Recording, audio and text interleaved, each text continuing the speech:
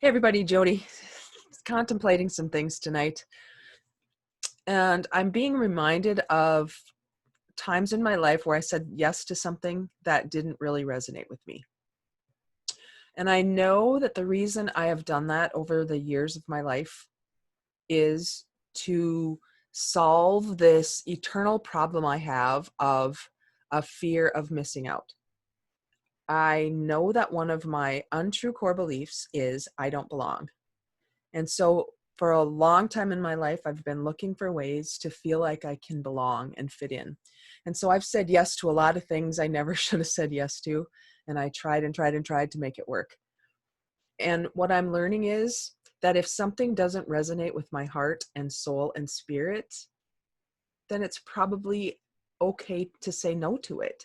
In fact, Danielle Laporte in one of her books talks about when you make decisions, if it's not a hell yes, then it's a no. And so I want to just be aware of how many people in my life have probably said yes to me about things that they didn't really resonate with because they didn't want to disappoint me. And I would never want anybody to go against their heart and their soul and their spirit to do something that they feel they should do. And it's interesting to me how few people, in my experience, have the ability or the willingness or the interest in having conversations about things that they don't already have an opinion about. It feels a lot like people are stuck in their own echo chambers. And so it's hard to disagree with somebody. It's hard to have a dialogue because we might have to challenge our previous assumptions. And so I think a lot of people, I've done this myself. A lot of people just say yes to stop the people from calling. Fine, I'll buy your pills. Fine, I'll take part in this thing. Fine, I'll do that. I mean, I bought knives. I think I've told this story before. I bought knives at the state fair in Minot, North Dakota when I was 22 years old, right out of college, and could barely afford my school loans and my rent and my car payment. And here I'm buying these knives, which, yes, they're great knives. I know they're great knives. And I kind of felt like I got sold because I didn't have enough courage to say no to something that didn't resonate with me.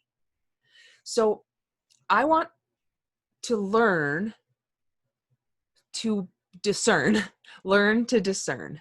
Because in that discernment phase, it's okay to say no to something that's not a hell yes. And I think about people in careers who are stuck in a rut somewhere because it's what they said yes to somewhere along the line. You know, it doesn't mean anything when someone chooses a career that's different than yours. I am so grateful to all the people who work with my mom in the nursing home. Oh, that is the most important job in my life right now, is the people who take care of my mom. And I could never in a million years do that. That is not my calling. It doesn't mean it's better or worse, right, wrong, good, bad. It doesn't mean anything. It just means it's not what I'm called to do. I see those commercials on TV about the poor dogs and cats that are abandoned, and oh my gosh, it just tears at my heart. But that doesn't mean I'm working at an animal rescue place or that I'm being a veterinarian. That doesn't really matter. In fact, I'm really sure that it's not even what you do that's important. It's who you're being while you're doing it. I don't care what people do for a living. I don't care. I've had conversations this week with people who almost feel like they have to apologize for doing what they do. And there's no need to apologize. I am so grateful for you that you found your passion in, I don't know, I'm going to make this up, cooking or yard work or whatever it is. I mean, you guys, it's all about finding joy in what you do. And if you can find joy in what you do, it comes from who you're being in the doing of it. So really think about, as we're coming out of this quarantine we found ourselves in, what's really important to you? What do you feel called to take part in? What do you feel that just lights you up? Go do that. Don't say yes to things because you think you should or because somebody's persuasive about it. If you can't be all in on something, then just be out for now. It's not a big deal. For too long, I tried to make something work that just wasn't working for me. It's not bad. There's nothing wrong. I just wasn't being fulfilled. And at some point, what do we have if we don't have our joy and our passion and our belonging?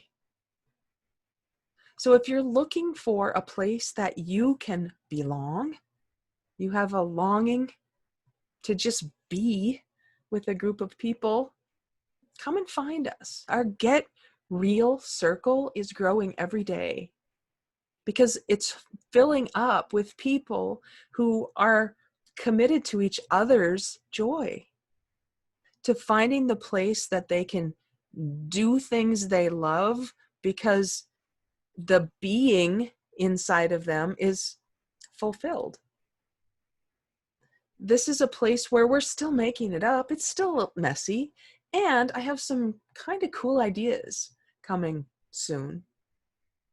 So if that's appealing to you, check us out. We'd love to have you join us. And don't feel you have to.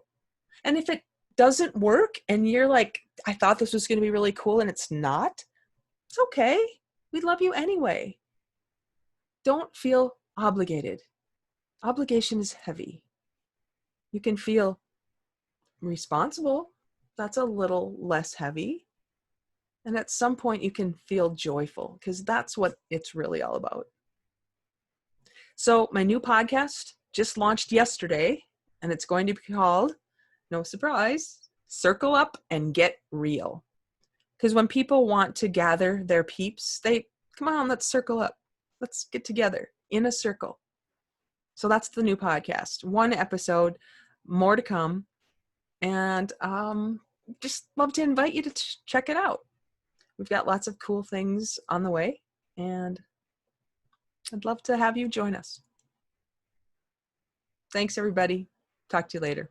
Bye.